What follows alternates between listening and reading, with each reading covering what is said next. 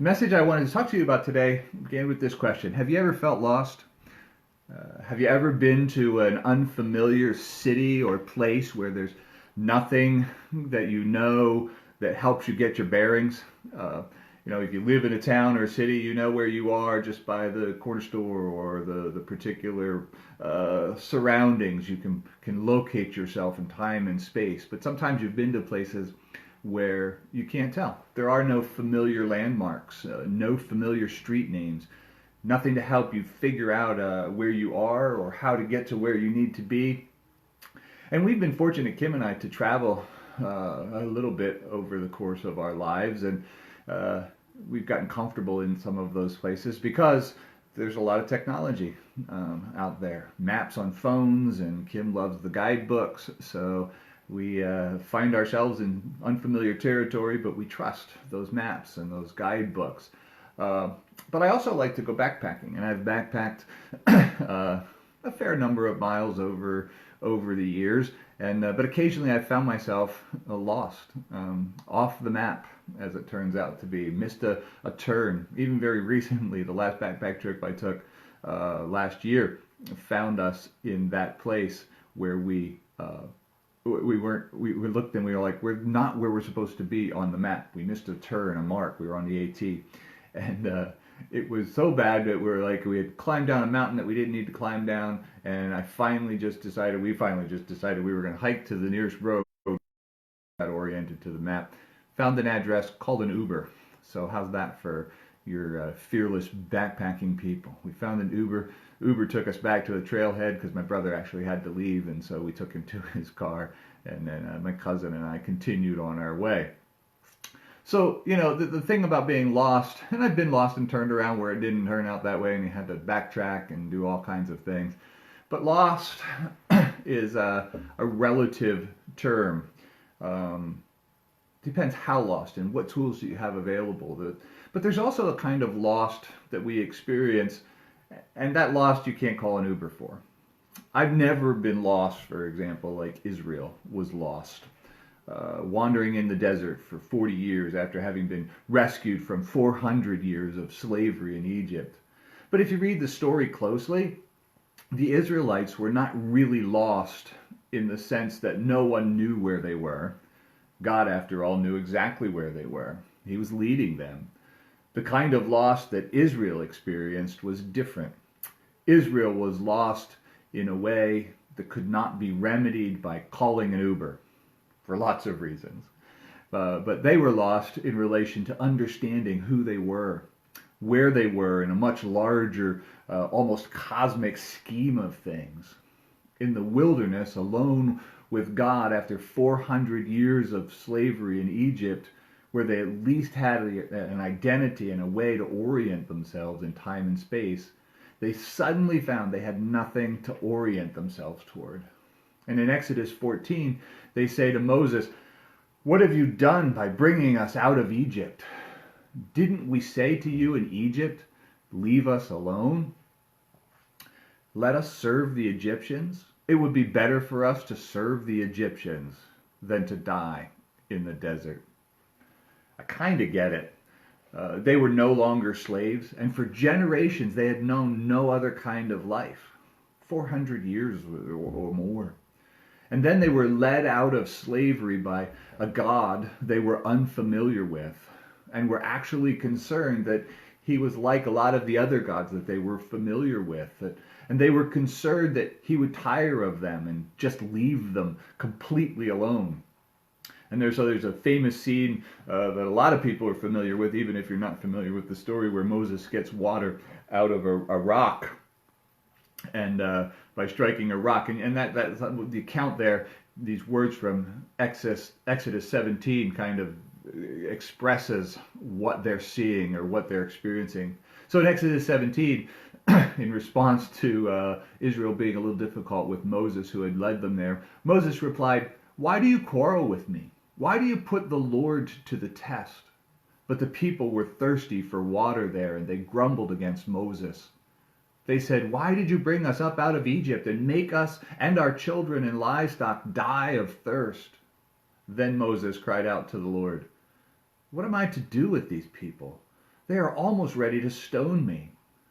The Lord answered Moses, "Go out in front of the people, talk with some of the elders of Israel, and take in your hand the staff with which you struck the Nile, and go. I will stand there before you, the rock at Horeb.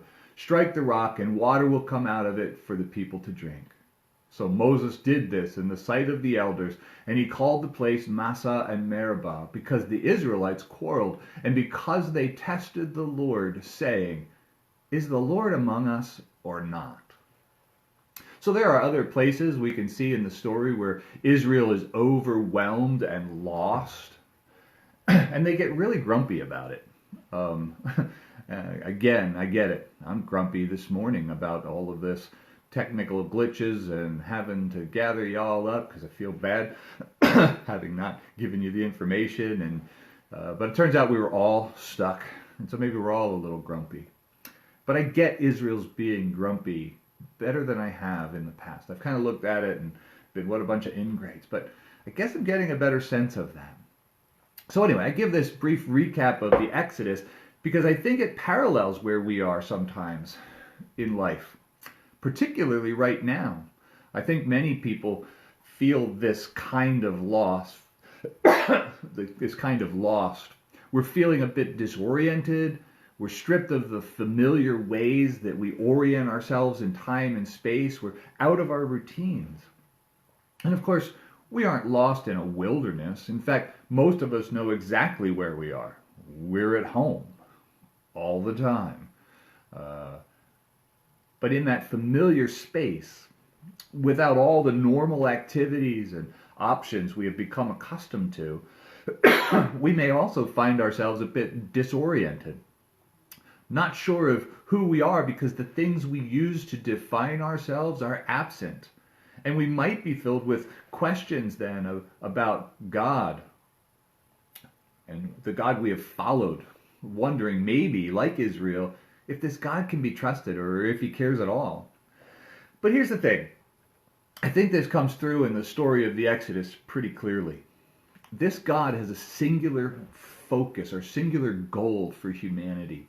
He wants to free us from whatever enslaves us, to expose the false gods that populate our lives and we're so familiar with that we don't even recognize them as gods any longer.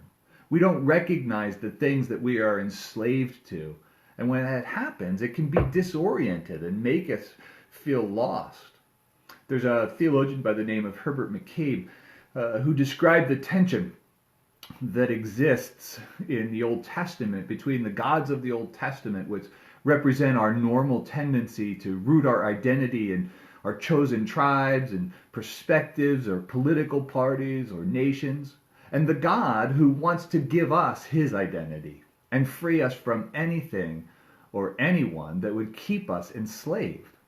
And by enslaved, I mean engaged in this kind of endless sacrifice of time and energy and resources to simply stay in place, to never really move forward toward anything, acting upon promises made to us by those gods that are never kept.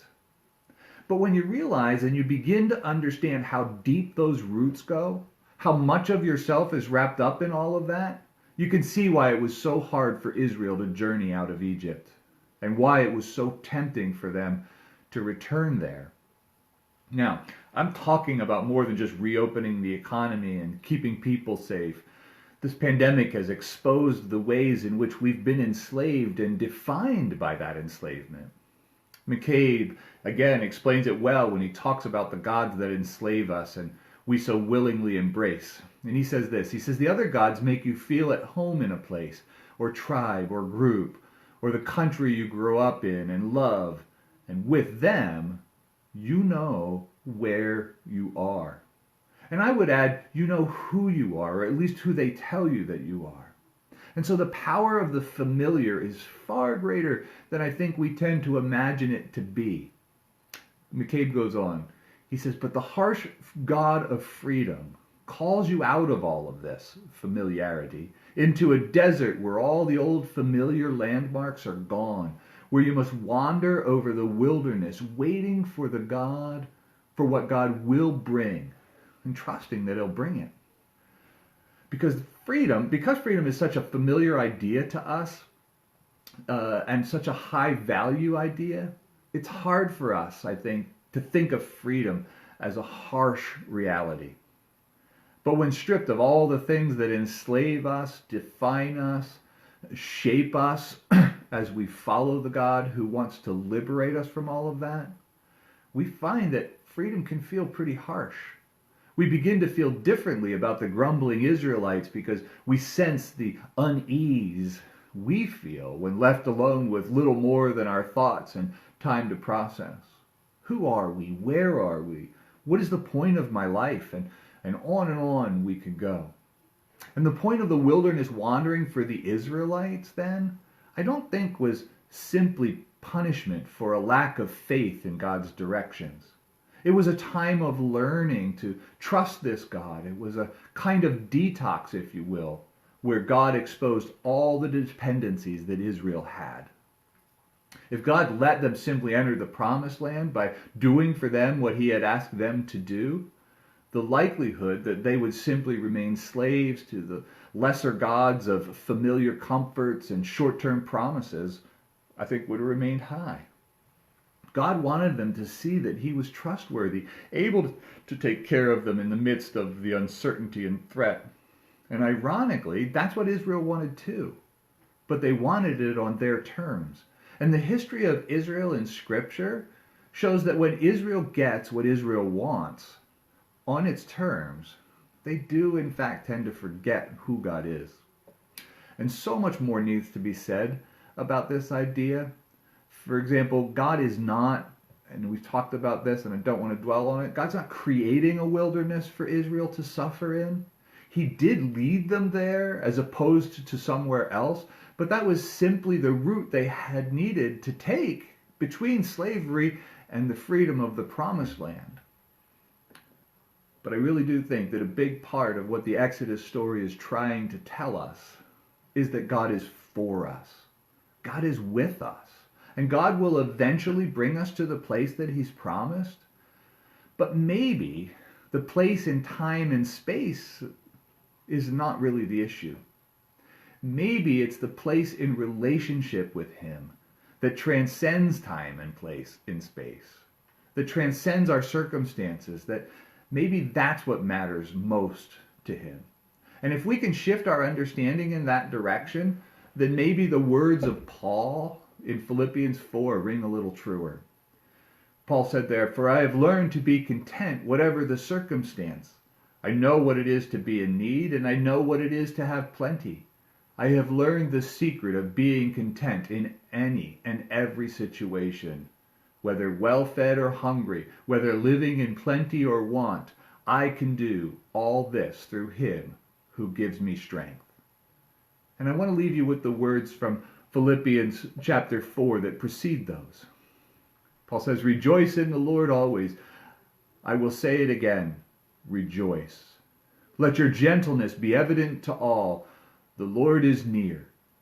Do not be anxious about anything, but in every situation, by prayer and petition, with thanksgiving, present your requests to God, and the peace of God, which transcends all understanding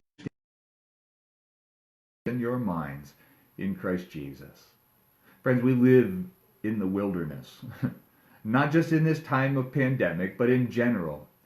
The life, death, and resurrection of Jesus freed us from slavery to sin and death, but we have much to learn about our new identity as we slough off the old and put on the new identity that Christ has made in us, or given to us.